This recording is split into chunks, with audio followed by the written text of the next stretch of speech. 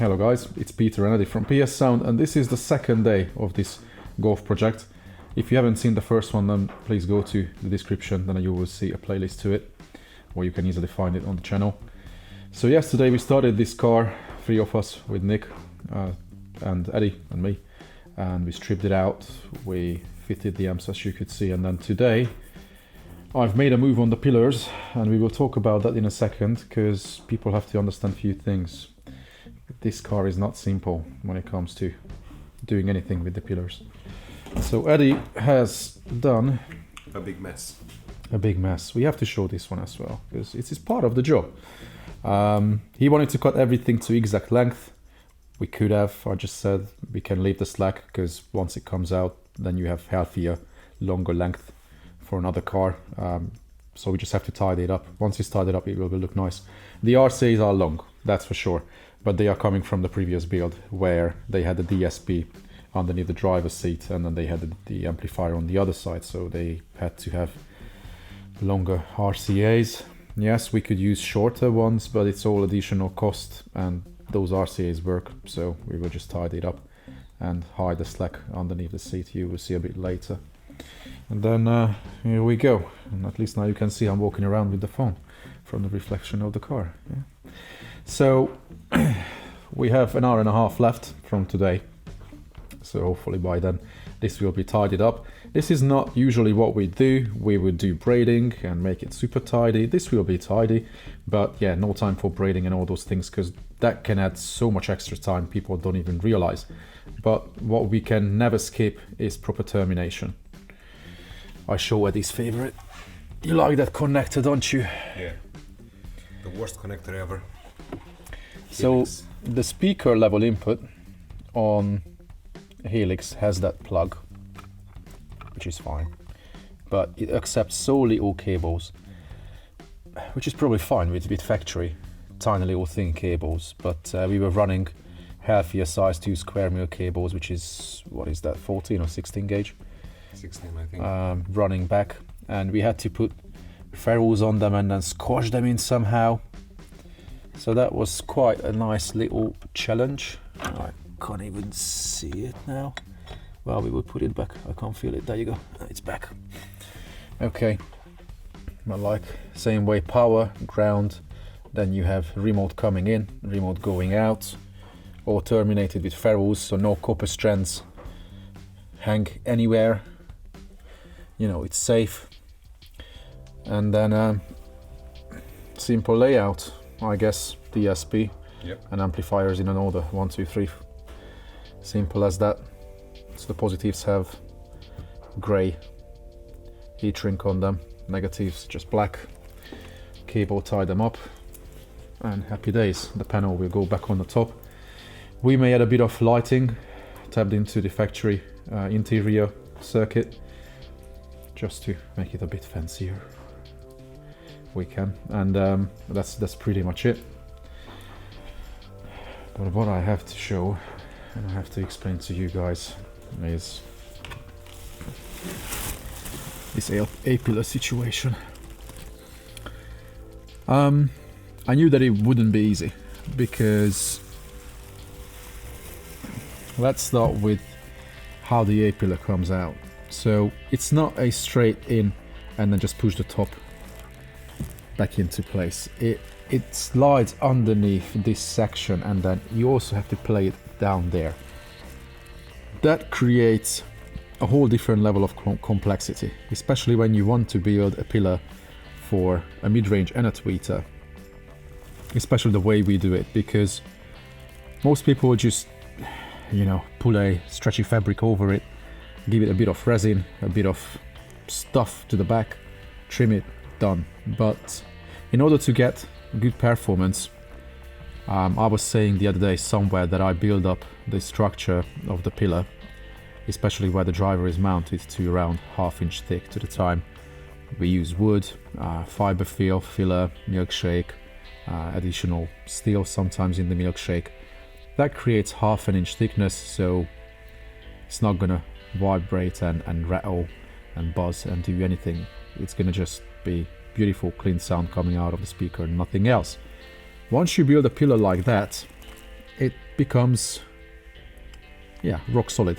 Sometimes I say the stupid thing that you could kill a person with the pillars we build. But the thing is, this has to stay flexible when you put it in.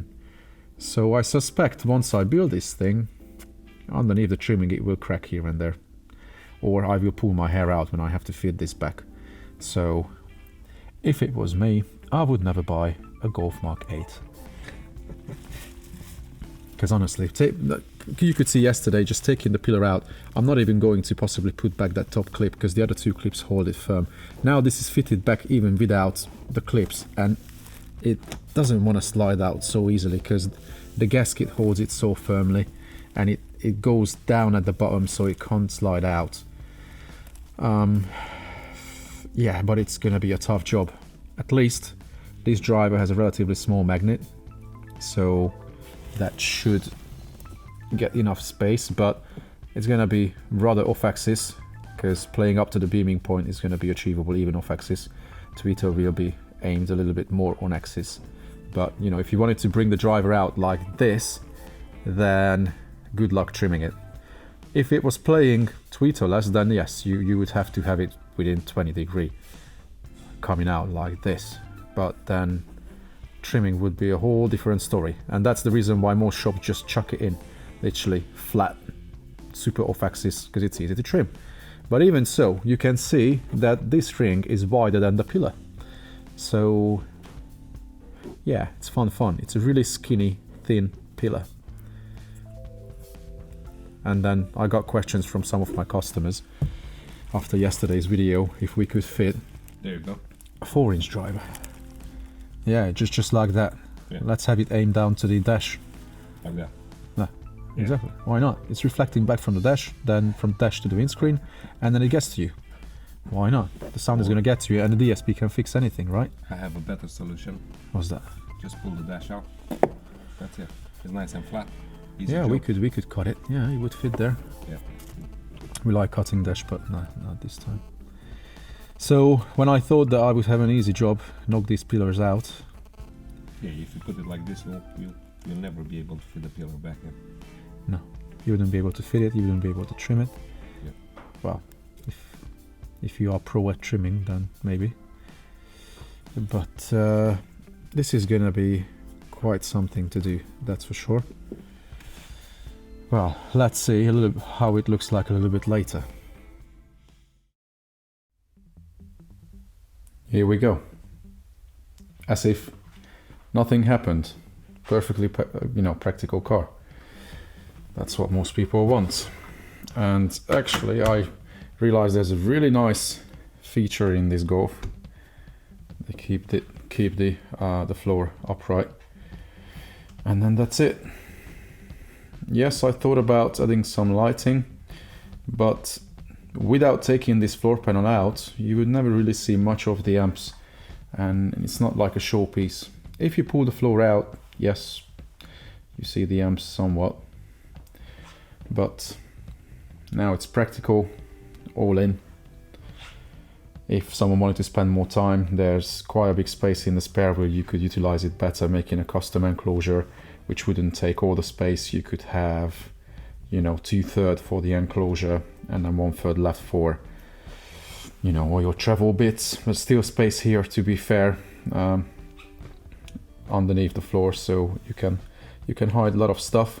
Or if you wanted to maximize the space and then build a full-size custom enclosure down there, you could fit 2 10s.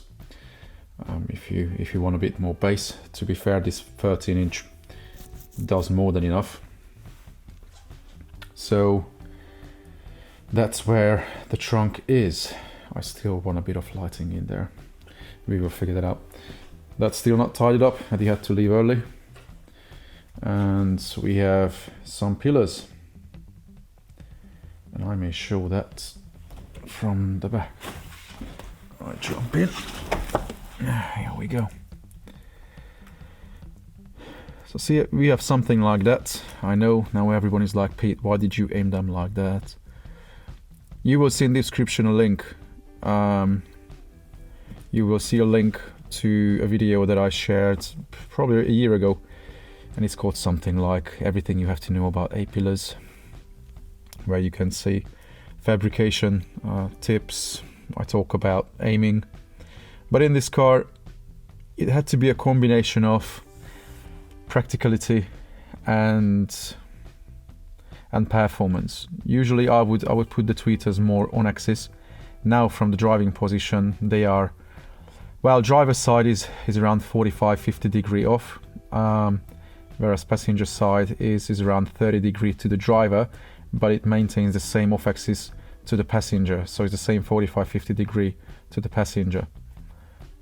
So this way it's not that intrusive, and also the mids don't have to be aimed on axis that much, so they are more off axis, especially if I can go over it and if I can show it from driving position.